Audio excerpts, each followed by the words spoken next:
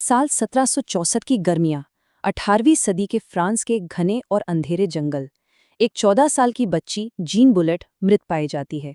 और यकीन मानिए, ये कोई आम दुर्घटना नहीं थी। उसका शरीर बुरी तरह क्षत विक्षत था। ये तो बस एक खौफनाक सिलसिले की शुरुआत थी। चश्मदीदों ने क्या कहा पता है? उन्होंने एक ऐसे खूंखार दरिंदे को देखने की बात कही जो भेड़िए जैसा तो था, पर बिल्कुल भेड़िया नहीं था। इस क्रूर ताकत ने इलाके में ऐसी दहशत फैलाई जिसकी गूंज आज सदियों बाद भी महसूस की जा सकती है। तो चलिए इतिहास के सबसे खौफनाक और अनसुलझे रहस्यों में से एक की गहराई में चलते हैं, द बीस्ट ऑफ गेवॉर्डन। ये सिर्फ किसी जंगली जानवर के हमले की साधारण कहानी नहीं है। ये एक ऐसा रोंगटे खड़े कर देने वाला ट्रू क्राइम थ्रिलर है जिसकी जड़ें फ्रांस के अंधेरे जंगलों से शुरू होकर सीधे राजा के महल तक पहुंचती हैं। तैयार हो जाइए, क्योंकि ये सफर बेहद डरावना होने वाला है। अब इस पूरे दुस्वप्न की शुरुआत कैसे हुई, इसे समझते हैं। फ्रांस के उन अलग थलग मार्जरेट पहाड़ों में ये 3 साल का आतंक कैसे फैला। 113 ये कोई मामूली नंबर नहीं है। ये उस खौफ और बर्बरता का असली पैमाना है। ये उन लोगों की संख्या है जिनकी मौत की पुष्टि हुई थी। और जो बात इसे सच में भयानक बनाती है वो ये है कि इन 113 पीड़ितों में से 98 के शरीर आंशिक रूप से खाए हुए पाए गए थे। मतलब ये सिर्फ शिकार नहीं था, ये एक खौफनाक नरसंहार था जिसने पूरे इलाके को जैसे एक बूचड़खाने में बदल कर रख दिया था। अब अगर हम इस जीव के हुलिये की बात करें तो इसके विवरण सच में रोंगटे खड़े कर देते हैं।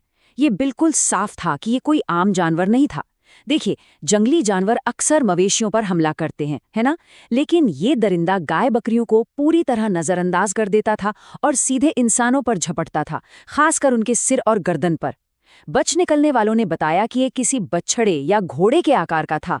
इसके बाल लाल भूरे थे, पीठ पर एक काली धारी थी और इसके जबड़े खौफनाक हद तक चौड़े थे, साथ ही पंजे किसी शैतान जैसे।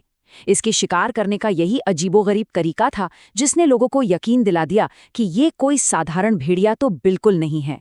जब ये खौफनाक खबर फैलते फैलते फ्रांस के राजा लुई 15वें तक पहुंची तो हालात और भी तनावपूर्ण हो गए।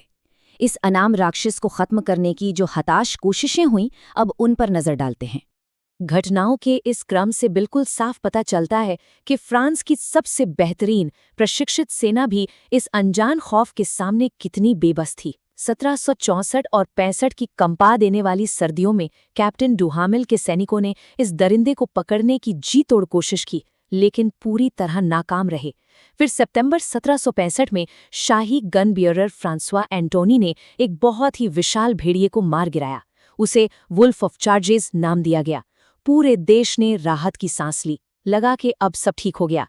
लेकिन दिसंबर 1765 में वो डरावना सपना फिर से लौट आया। हमले अचानक से फिर शुरू हो गए और तब जाकर ये भयानक सच्चाई सामने आई कि राजा के आदमियों ने गलत जानवर को मार दिया था। यहाँ जो बात सबसे ज्यादा चौंकाने वाली है वो ये कि यह जीव लगभग अमर लग रहा था, मानो इसके पास कोई शैतानी ताकत हो। रिपोर्टों की माने तो इसने कई बार बिल्कुल करीब से चलाई गई गोलियों को झेल लिया, और तो और गोली लगने के बाद जमीन पर गिरने के बावजूद ये वापस खूंखार रूप में खड़ा हो जाता था। इसने हथियारों से लैस बच्चों के समूहों तक पर घात लगाकर हमले किए।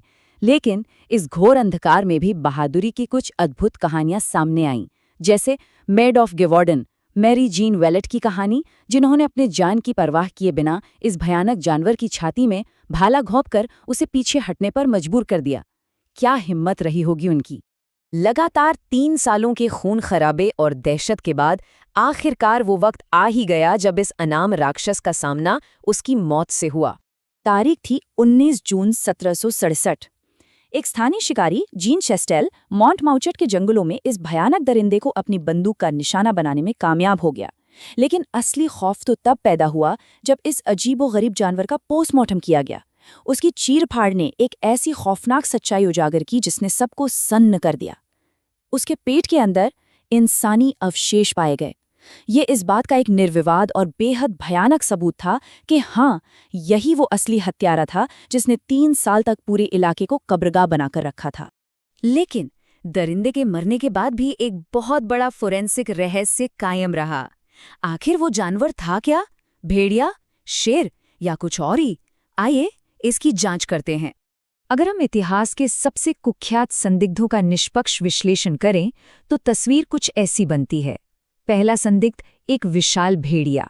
ये उस क्षेत्र में पाए जाते थे, लेकिन चश्मदीदों ने कसम खाई थी कि ये जानवर भेड़िए से बिल्कुल अलग दिखता था। दूसरा संदिग्ध एक धारीदार लकड़बग्घा। इसके बाल और काटने की ताकत तो मेल खाती है, लेकिन सच तो ये है कि वो इंसानों पर शायद ही कभी हमला करते हैं, और फ्रांस में तो बिल्कुल नहीं पाए जाते। तीसरा सिद्धांत एक युवा शेर का है। शेर घात लगाकर हमला करने में माहिर होते हैं, लेकिन किसी चिड़ियाघर से शेर के भागने का कोई भी पुख्ता सबूत कभी नहीं मिला। और अंत में आता है कुत्ते और भेड़िए का हाइब्रिड। ये इस बात को बिल्कुल सही ठहराता है कि वो इंसानों से क्यों नहीं डरता था, लेकिन जाहिर है आज बिना डीएनए के इसे साबित कर पाना लगभग असंभव है। उस समय दहशत का आलम क्या था, इसे आप कैप्टन जीन बैप्टिस्ट डुहामेल के इस बयान से समझ सकते हैं। उन्होंने कहा था, आप निस्संदेह मेरी तरह सोचेंगे कि ये एक राक्षस है जिसका पिता एक शेर है। जरा सोचिए, उस दौर के सबसे निडर और प्रशिक्षित सैन्य कमांडर भी इस हद तक डरे हुए थे। उन्हें पक्का यकीन हो गया था कि वे किसी सामान्य जानवर से नहीं, बल्कि एक शैतानी और भयानक हाइब्रिड राक्षस से लड़ रहे हैं। अब क्या हो अगर ये सारा नरसंहार किसी जंगली जानवर से कहीं ज्यादा खौफनाक हो? क्या इसके पीछे किसी इंसान का विकृत दिमाग था? इस थ्योरी पर गौर करते हैं। ये विरोधाभास सच में रोंगटे खड़े कर देने वाला है। एक तरफ हमारे पास वो सदियों पुराना अलौकिक मिथक है, शैतान द्वारा श्रापित एक वेयरवुल्फ यानी भेड़िया मानव जो फ्रांस के अंधेरे जंगलों में खून की प्यास बुझा रहा है। और दूसरी तरफ जो सच्चाई हो सकती है वो इससे भी कहीं ज्यादा भयानक है। एक ट्रू क्राइम थ्योरी ये कहती है कि इसके पीछे एक मानर सीरियल किलर था, एक ऐसा हत्यारा जो एक बख्तरबंद प्रशिक्षित मैस्टिफ या वुल्फ डॉग का इस्तेमाल करके बेहद सटीक तरीके से सिर धड़ से अलग कर रहा था।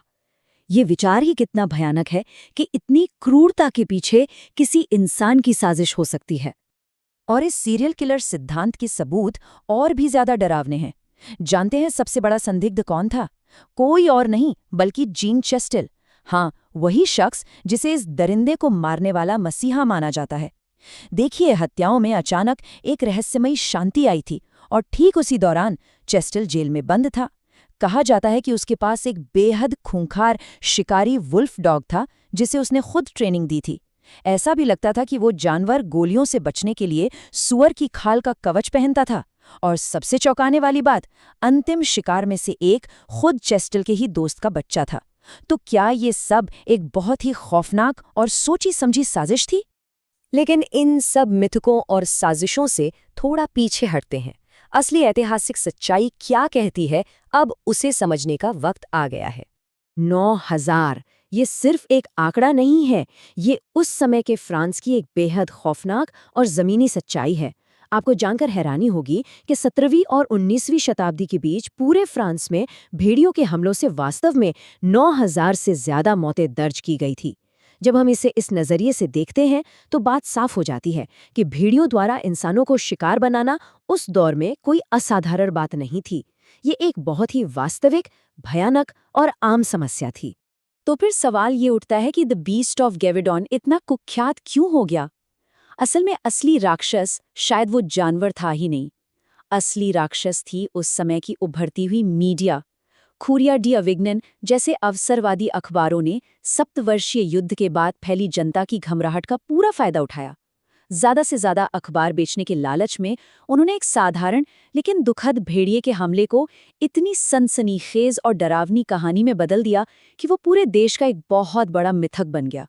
और ये बात इस तथ्य को बहुत ही शानदार ढंग से समझाती है कि कैसे असल सच्चाई को डर और सनसनी के बोझ तले दबाया जा सकता है। इतिहासकार J.M. स्मिथ बिल्कुल सही कहते हैं कि ये पूरी घटना बहुत ही विस्तार से दर्ज की गई थी, लेकिन अंततः ये जानवर किसान अंधविश्वास का रूप बन गया। ये इस बात का एक क्लासिक उदाहरण है कि कैसे समाज का वर्गवाद, ऐतिहासिक पूर्वाग्रह और मीडिया की ताकत एक बहुत ही वास्तविक पारिस्थितिक संकट को एक डरावनी परिकथा में बदल कर रख सकती है।